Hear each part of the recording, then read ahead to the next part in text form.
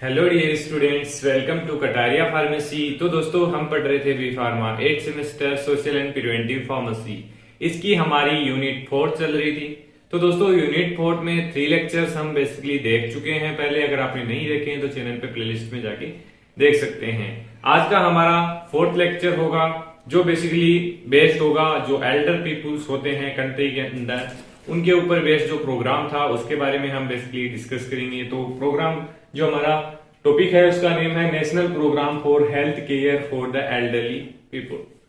तो दोस्तों, बिना देरी के स्टार्ट करेंगे इस लेक्चर को। अगर आप चैनल पे न्यू हैं तो चैनल को सब्सक्राइब कर लीजिए और बेल आइकन को प्रेस कर दीजिए, जिससे न्यू वीडियो का नोटिफिकेशन आपको सबसे पहले मिल सके। और सपोर्ट कीजिए, हमारे चैनल पे बायोस्टेटिक्स के भी कंप्लीट लेक्चर्स अपलोड हैं। अगर आपने नहीं देखे हैं तो प्लेलिस्ट में जाके देख सकते हैं। तो स्टार्ट करते हैं। तो हमारा टॉपिक है national programme for health care for the elderly people. Basically topic में एल्डरली लिखा हुआ है तो कंफ्यूज मत होना। एल्डरली पीपुल आप समझ सकते हैं एल्डर का मतलब क्या होता है।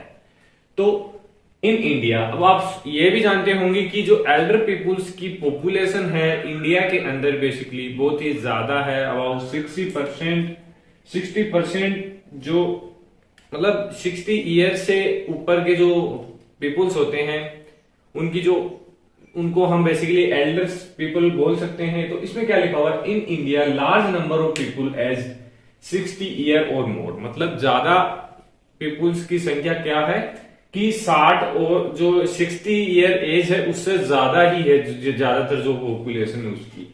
और more are one of the most discussed global trend in population ageing. ये बहुत ही अच्छा ट्रेंड है कि इंडिया के अंदर 60 ईयर से जो एज है उससे ज्यादा के बहुत ज्यादा पीपुल हैं। तो नॉन कम्युनिकेबल, अब यह है कि अब जो ऐसे पीपुल्स हैं जिनकी एज 60 से ऊपर हो चुकी है तो उनमें जो कम्युनिकेबल डिजीज हैं वो इजी स्प्रेड हो जाती हैं, क्योंकि इनका जो लाइफ स्टाइल है वो बेसिकली चेंज हो जाता है। वो प्रॉपर अपने आप को हाइजीन नहीं रख पाते हैं, मेंटेन नहीं रख सकते हैं। तो उनमें जो कम्युनिकेबल डिजीज है वो ज्यादा स्प्रेड होती हैं। Non communicable disease become very frequent in elderly person which affect it of daily living, जो इसके डेली लाइफ को भी इनके डेली लाइफ को भी अफेक्ट करेंगी। द मिनिस्ट्री ऑफ, अब इसी को ध्यान में रखते हुए अब जो गवर्नमेंट है या जो सोसाइटीज हैं हेल्थ से रिलेटेड जो भी हैं वो उनको ऐसा लगता है कि हाँ इस फील्ड में ज्यादा प्रॉब्लम्स आ रही है तो उससे लेके कोई भी वो प्रोग्राम कंडक्ट करवाते हैं। तो उन्होंने जैसे the ministry of health and family welfare was interested in the following agenda with respect to elderly health care and need. अब इन्होंने ये प्रोग्राम कंडक्ट करवाया कि अब जैसे सभी की हेल्प की जा रही है तो एल्डर पीपुल के लिए भी कुछ नया प्लान लेके आए। तो इसके लिए इन्होंने क्या किया, bed reservation for the elderly eight public hospital. Public hospitals के अंदर जो एल्डर पीपुल्स हैं, आपने देखा होगा, आपको पता भी होगा, अगर आपके कोई एल्डर एज का कोई व्यक्ति है आपके फैमिली में, आपके पर्सन है, तो उसको आप अगर हॉस्पिटल में लेके जाते हैं तो उसको अलग से ही छूट मिलती है अगर अबाउट 60 या 65 के एज के ऊपर होता है। तो बेड रिजर्व होते हैं। To establish a geriatric ward for older patient at all hospital, एक अलग से जो पेशेंट्स होते हैं उनके लिए वार्ड भी होता है हॉस्पिटल के अंदर। गायट्रिक केयर प्रोवाइडर ट्रेनिंग, और जो गायट्रिक केयर प्रोवाइडर्स होते हैं जो पेशेंट्स का ट्रीटमेंट करेंगे उनको भी स्पेशल ट्रेनिंग प्रोवाइड की जाए इस प्रोग्राम के अंदर। To include geriatric care in the nurses syllabus, जो नर्सेज सिलेबस है उसके अंदर भी इसको जो गायट्रिक केयर है मतलब जो एल्डर पीपुल हैं उनसे रिलेटेड उसको उनके सिलेबस में ऐड किया जाए।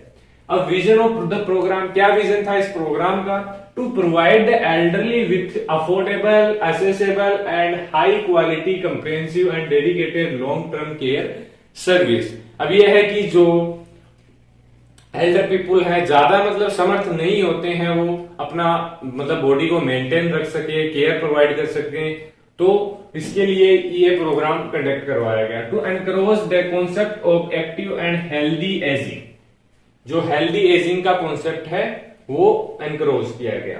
To create a new ageing architecture, to create an atmosphere suitable for, ऐसा एटमोस्फियर क्रिएट किया गया इस प्रोग्राम के अंदर जिसमें सोसाइटी के सभी एज के पीपल लाइव कर सके। मतलब सभी को, मतलब वो जो एज होती है 60 से अबव, उनको एक अच्छा ट्रीटमेंट दिया जाए, अच्छी सर्विस प्रोवाइड की जाए। ऑब्जेक्ट ऑफ दिस प्रोग्राम, क्या ऑब्जेक्ट था? Providing elderly patient with referral service through district hospital and regional medical institution. जो भी हॉस्पिटल्स हैं, इंस्टीट्यूशन है, उनमें एल्डर पीपल को एक special treatment, special service provide की जाए।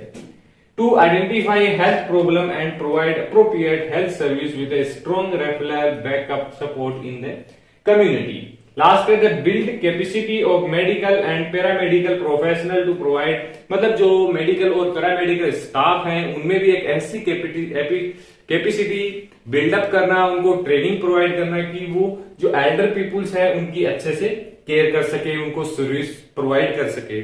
तो बस इतना ही था, ज्यादा मतलब ये टॉपिक कंफ्यूज करने वाले नहीं है, डायरेक्ट टॉपिक है कि एल्डर पीपल के लिए क्या प्रोग्राम था। आप आइडिया लगा सकते हैं दिमाग से कि हम क्या लिख सकते हैं, ऑब्जेक्ट में क्या लिख सकते हैं, क्यों इस प्रोग्राम को कंडक्ट करवाया गया है।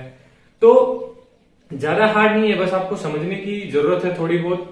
तो इजीली आपको अगर ये क्वेश्चन आता है तो आप इजीली लिख सकते हैं एग्जाम के अंदर। तो आशा करता हूं आज का लेक्चर आपको समझ में आया होगा। मिलते हैं नेक्स्ट वीडियो में, धन्यवाद।